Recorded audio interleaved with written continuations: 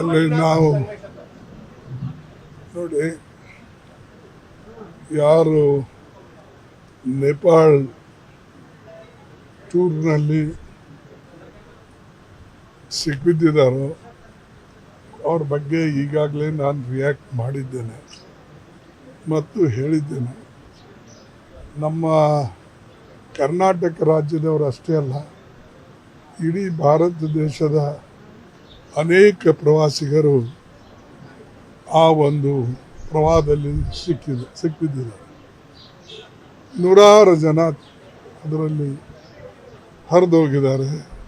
ಕೆಲವು ಜನ ತನ್ನ ಪ್ರಾಣ ಕಳ್ಕೊಂಡಿದ್ದಾರೆ. ಅದಕ್ಕಾಗಿ ನಾನು ನನ್ನ ಹೃತ್ಪೂರ್ವಕವಾದ ಕಂಡೋಲೆನ್ಸ್ ಶ್ರದ್ಧಾಂಜಲಿಯನ್ನು ಅರ್ಪಿಸ್ತೇನೆ. ಮತ್ತು ನಾನು ಪ್ರೈಮ್ ಮಿನಿಸ್ಟರ್ನು ಕೂಡ ಒಂದು ಲೆಟರ್ ಬರಿತಾ ಇದ್ದೇನೆ. ಯಾರು ಈ ಪ್ರವಾಹದಲ್ಲಿ ವಿಶೇಷವಾಗಿ ಕರ್ನಾಟಕ ಒಂದೇ ಅಲ್ಲ, ಇಡೀ ದೇಶದ ಜನ ಅದರಲ್ಲೇನು ಸಿಕ್ಕಿದ್ದಾರೋ ಅವರಿಗೆ ವಿಶೇಷವಾದಂಥ ಪರಿಹಾರ ಅವ್ರ ಕುಟುಂಬಗಳಿಗೆ ಕೊಡಬೇಕು ಮತ್ತು ಆದಷ್ಟು ಸಹಾಯವನ್ನು ನೇಪಾಳ ರಾಜ್ಯಕ್ಕೂ ಕೂಡ ಮಾಡಬೇಕು. ಯಾಕಂದರೆ ಅಲ್ಲಿ ಅನೇಕ ಜನ ಶ್ರದ್ಧಾಳುಗಳು ಹೋಗ್ತಾರೆ. ಅದಕ್ಕೆ ಆ ಮಾತು ಕೂಡ ನಾನು ಇವತ್ತು ಹೇಳ್ತಾ ಇದ್ದೇನೆ ಮತ್ತು ಪತ್ರದಲ್ಲೂ ಕೂಡ ಇದನ್ನು ನಾನು ನಮೂದು ಮಾಡ್ತೇನೆ.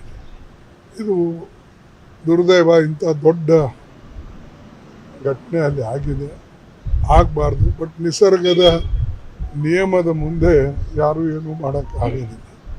ಅದಕ್ಕಾಗಿ ಇಂಥ ದೊಡ್ಡ ಡಿಸಾಸ್ಟರ್ನಲ್ಲಿ ನಾವೆಲ್ಲರೂ ಕೂಡ ಕೈ ಜೋಡಿಸಿ ಒಂದಾಗಿ ಸರ್ಕಾರವು, ಜನ ಮತ್ತು ನೇಪಾಳದ ಜನನೂ ಕೂಡ ಸರ್ಕಾರನೂ ಕೂಡ ಒಂದಾಗಿ ಇಂಥ ಸಮಸ್ಯೆಗೆ ಪರಿಹಾರವನ್ನು ಕೊಡಬೇಕು ಅಂತಕ್ಕಂಥದ್ದು ನಾನು ವಿಶೇಷವಾದಂಥ ಮನವಿಯನ್ನು ಕೇಂದ್ರ ಸರ್ಕಾರಕ್ಕೆ ಮಾಡ್ತಾ ಇದ್ದೇನೆ. ನನಗೆ ಗೊತ್ತಿಲ್ಲ, ನಿಮಗೆ ಗೊತ್ತಿದ್ರೆ ಹೇಳಿ.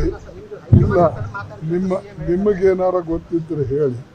ನನಗಿನ್ನ ಏನಾದರೂ ಸುದ್ದಿ ಬಂದಿದೆ. ಅರೆ, ನಾನು ಗುಲ್ಬರ್ಗಾದಲ್ಲಿದ್ದೀನಿ. ಏನಾರ ಬರಬೇಕಾದ್ರೆ ಫೈಲ್ ನನ್ನ ಹತ್ರನೇ ಬರಬೇಕಲ್ಲ, ಬೇರೆಯವ್ರ ಹತ್ರ ಅಂತೂ ಹೋಗಲ್ಲ. ಯಾರಿಗೆ ನೀವು ಅಪಾಯಿಂಟ್ ಮಾಡಬೇಕಾದ್ರೆ, ಯಾರಿಗೆ ಮಂತ್ರಿ ಪದವಿಯಲ್ಲಿ ತಗೊಳ್ಬೇಕು ತೆಗಿಬೇಕಂದ್ರೆ ಅದು ನನ್ನ ಹತ್ರ ಬರದೇ ಹೋಗೋದಿಲ್ಲ. ಅದು ಬಂದ ಮೇಲೆ ನಿಮಗೆ ಫೋನ್ ಮಾಡಿ ಹೇಳ್ತೀನಿ.